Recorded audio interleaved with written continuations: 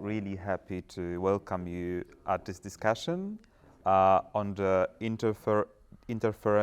interface between art and activism.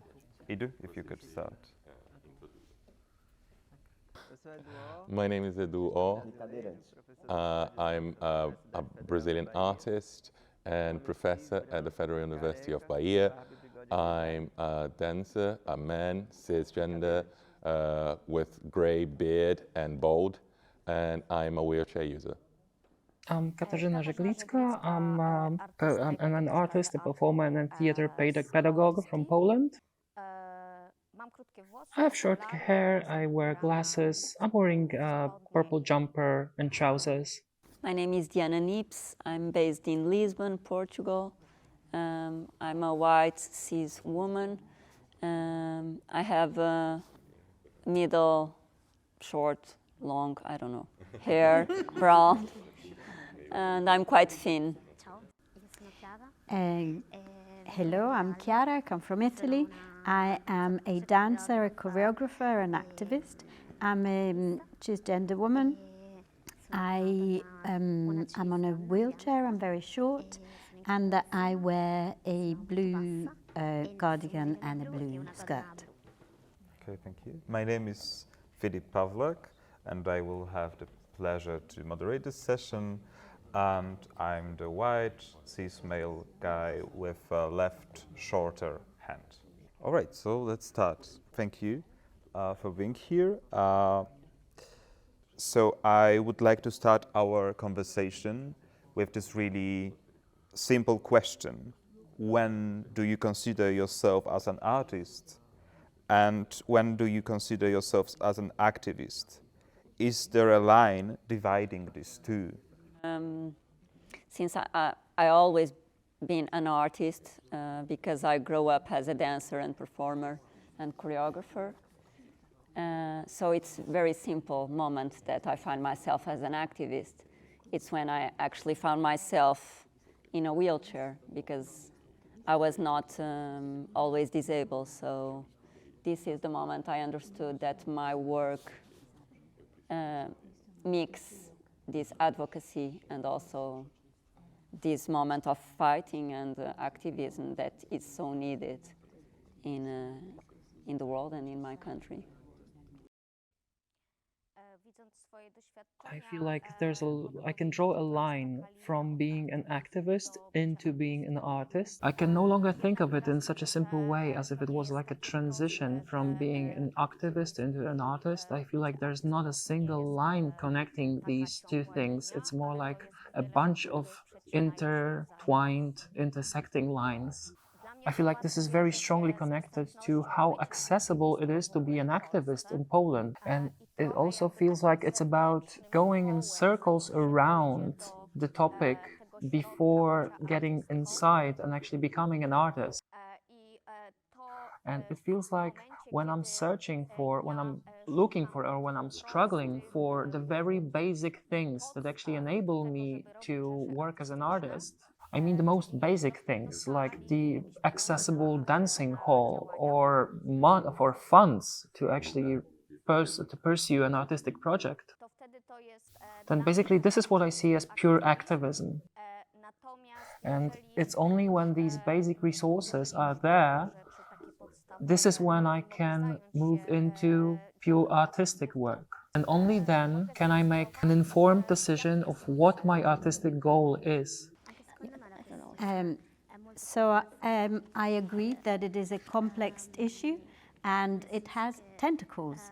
And first of all, we need to decide what it means to be an activist. And sometimes I think that perhaps when one is an activist, one needs to put one's own interests as an artist slightly below, because it is necessary to fight for a common cause. I think it's important to make a distinction between being an artist with disability and being an activist, because the two things are not necessarily the same. So someone who is a disabled artist is not necessarily an activist, and I think this can cause confusion.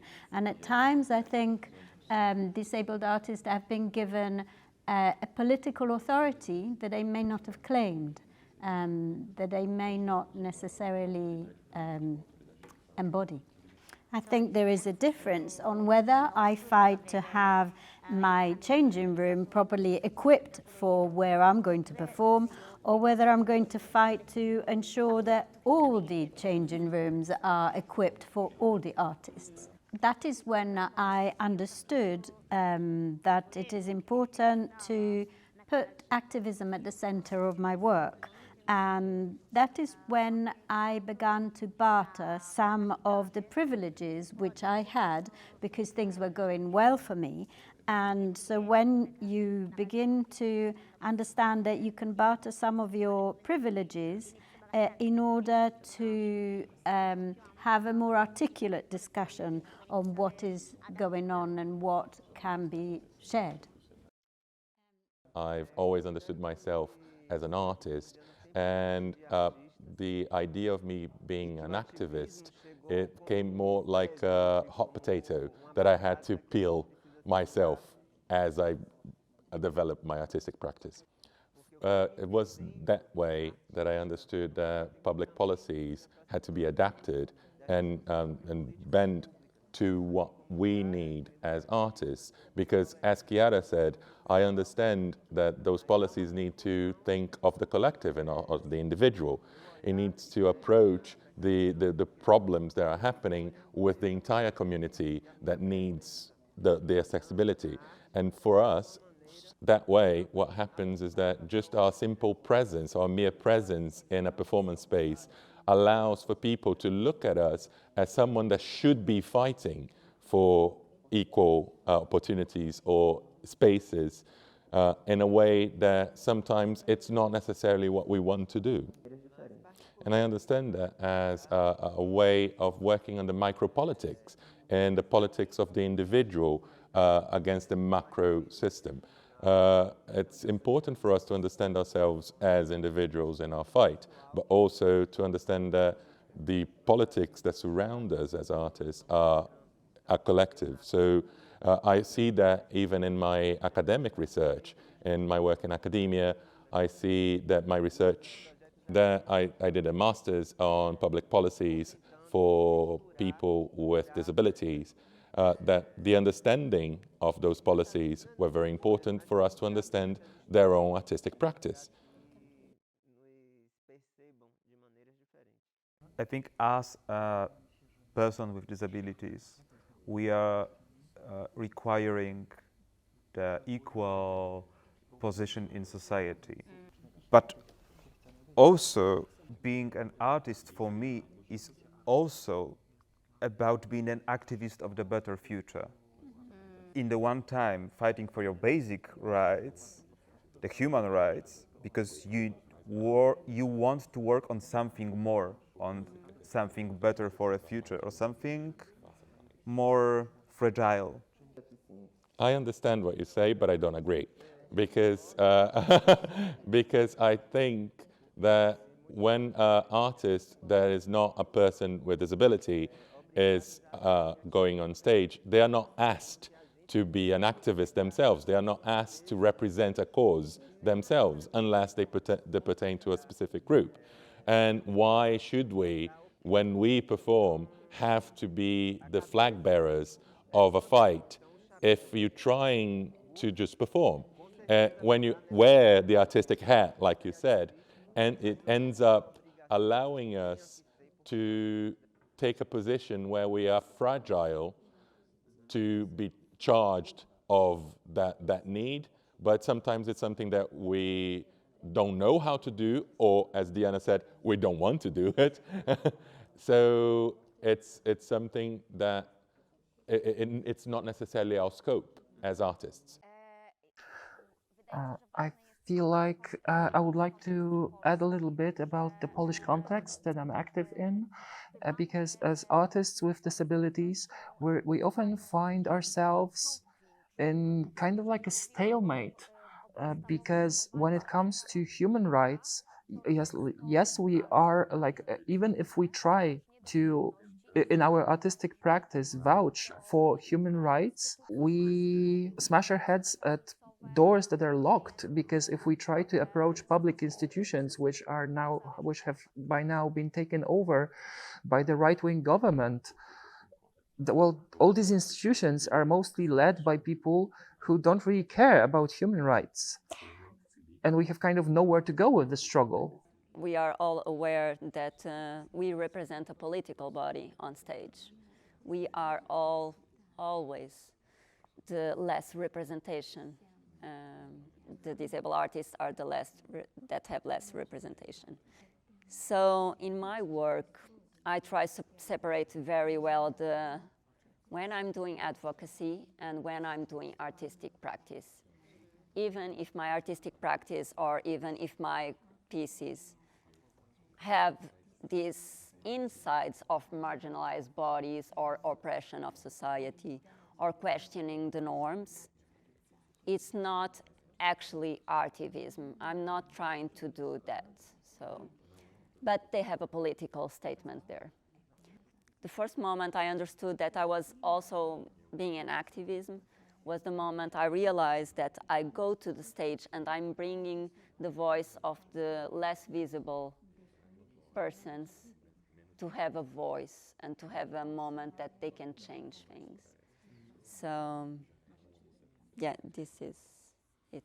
I have one comment about the last thing you said, with this consciousness that about we are also the political voice, that maybe we as artists with disabilities could more hear the audience, because it's also the feedback from the people with disabilities on the audience, and not with only with disabilities, but especially with them, that they are really, it's really important for them to see us on the stage. And I remember what strong political thoughts I have in my mind when for the first time I saw somebody disabled with my disability on the stage. That was not only in artistic way, but politically that was really something for me. So I do think it is interesting and to make a distinction between the political body and the activist, because when I put my body on the stage, I can see that something happens in the people who watch, in the public. So I think that also there may be misunderstandings, and I speak from the point of view of an Italian disabled woman who every day deals with the approach of the Catholic Church. Il movimento cattolico in Italia ha avuto il dominio assoluto della disabilità. So the Catholic Church has had absolute domain up to now in terms of taking care of all the associations that deal with disability, and especially to do with medical and physical care, and we do need to go through that route.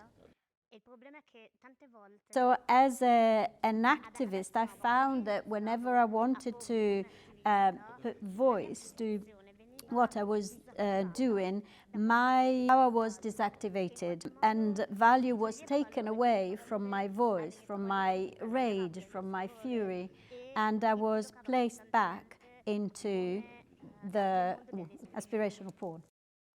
Per me il vero passaggio è quando noi smettiamo, e siamo ancora lontani dal farlo, di essere delle eccezioni. So I think the important passage for me is when we stop being the exception, and that is when we can have more political importance, because whilst we are a small movement with 4 or 5 people and we are the exception, it is easy to relegate us and to take importance and to just show us as the examples rather than...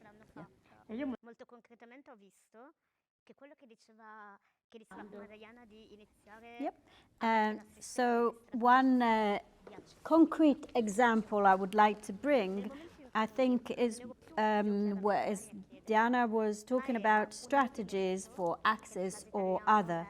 I found that when I started asking for things not as a single artist, not as Chiara Bersani, but as a movement or as part of a bigger organization, for example, in my case, as Aldi Quartis.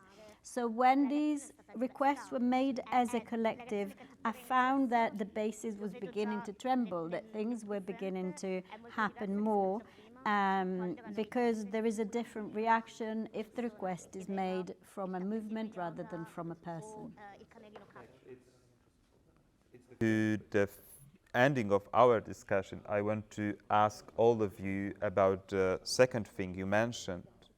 So the strategies that we are dealing with this art activism tension, this what strategies we are doing in our artistic way, in our artistic practices, to sometimes separate them or merge them.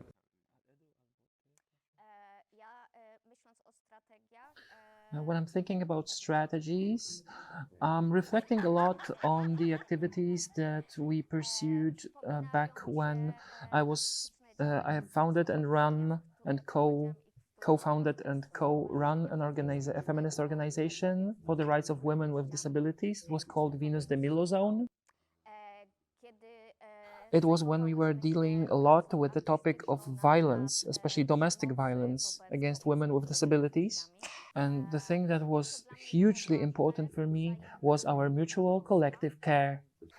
And I think the most important and the hardest lesson I've learned throughout is that if we pursue activism without this kind of mutual collective care for each other, then sooner or later it's gonna all break down. Like in our case, the Venus de Milo Zone, after 5 years of hardcore activism, has become burned out and dissolved.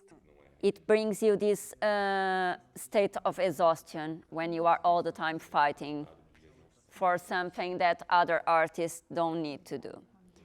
And when someone is very tired of doing it, another person needs to do it. So another person needs to step forward. And this is the thing, when you are alone doing it.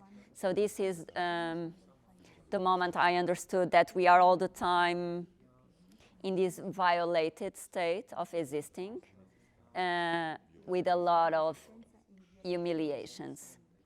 And so these assets also, I'm not deaf, but I try to bring sign language. I also try to think how it is for a person that is blind, what my work can not change all the venues, but also can trigger other artists to think like that when I work only as interpreter or performer. So I try to raise this awareness of a safe place. Someone talk about safe. And this was the important word for me, because I try to work in all the layers of my work, this idea of safetiness, but also in this very intimate way. So this is kind of a provocation when you work everything in a very intimate way. So my work is also about exposition. And this is very interesting for me, the word of intimacy. So what I started to do, it was, there is no other creators with disability in Portugal. Or they are, but they don't have access or visibility. So I try to create these programs of formation, of experimental kind of work. So it's not the protocol of academy that most of the time don't work, because it's very old-fashioned. So I try to bring these kind of new practices that also are very safe for a blind, for a deaf, for... I'm all the time actually being very obsessive about this. And this new generation of creators also makes that we are not alone, and this is very important as a community. Also, in terms of investigation, I keep working as how the outside of norm bodies or non-normative bodies or disabled artists can bring a lot of layers through their work that also shifts society. So even in my pieces, I all the times fight with the venues. Okay, let's broke the toilet for disabled artists, or let's put sign language, let's put audio description. And this is very expensive resources in Portugal. So this is usually a very big fight because the budgets go in another level of thing. But I try to find what resources can I do if I ask a favor, or if there is a service that have Braille to do the synopsis for free, where there is this. And if you find, you can research this in the countries, because usually there is some kind of support in these areas. Also, other thing that I really like to work is through literature. So I work in these very intimate articles, or that brings also my inner sarcasm. I'm a very sarcastic person. So, but also raise this awareness, how do I see the world in very unique perspective. So I think this is the strategies I usually use, but most of the time I think like when we are collaborating, we are all the time trying to create this common dialogue between artists and venues. And this is the moment you can trigger everything. There are two roads. There's a road of the legal activism that takes on institutions and does it in a systematic way. I don't connect myself to that because I do something different. What I pursue is an activism that wants to sustain things from inside, and the idea of boycotting the system from inside through informal, anarchic and crazy measures that subvert the system. But when this becomes powerful enough, the system can no longer ignore it, and things have to change. I am a great advocate of the politics that comes from below, and because people with disability have become hungry and angry, and the important thing is to work from underneath, from inside, and also connect with people. That is, as we said earlier, one of the most important things, and also to create alliances between ourselves, but also with people who are temporarily not disabled or temporarily don't have a disability. Just in the sense that everyone sooner or later encounters this, and to enable them to enter our movement and to involve them so that we can become stronger and more tentacular and wider. So I want to bring a concrete example of what I'm saying. I'm working with Giulia Traversi, who's my manager and curator, and we are trying to do some work that sustains the whole of the group of people that we are involved with. So, for example, when we go to a festival, the festival always asks for a show where I am present on stage. If we propose something where I am not present on stage, they're no longer interested. They no longer want the show. Someone else. It was very funny because she was full of tattoos, and I'm not. So it was very funny. But okay, I don't know. Maybe because for the people, every one of the people with disability is the same. I don't know. We are the Yeah. E adesso This experiment was very important for me. I thought it was very strong, and we are thinking about using this, and maybe because we now have a small privilege, thanks to the position that we have slowly conquered as international well-known artists. And perhaps we can use our position in order to create work for other artists. So for example, we can do some performances where I disappear and other bodies can appear instead. And this enables other artists to be present, to work, to have salaries and to have contracts and to become visible. Because I think there are many other artists with disabilities that are not seen. So a question for Diana, perhaps in Portugal you say there's only you, but is it only you? Perhaps there are many other people who are not being seen, because we want to show that there are many of us. So they want my body, essentially. And so we have created a strategy. We've had an issue where we proposed my performance, but instead of myself on stage, I was replaced by another artist dancer who has the same disability as myself. And so instead of me, she was dancing. And some people didn't actually realize that there was a switch, that it wasn't me, that it was someone else. So thank you for all your thoughts about your strategies and how you are finding yourselves between this art and activism, in and out. And yeah, thank you. Thank you, Philip. That's all. Thanks. Great, It great. looks like we all have a lot of more things to say. Yeah, that's normal thing. This feeling of Yeah, but thank you. and the translation sometimes is lost. Yeah, but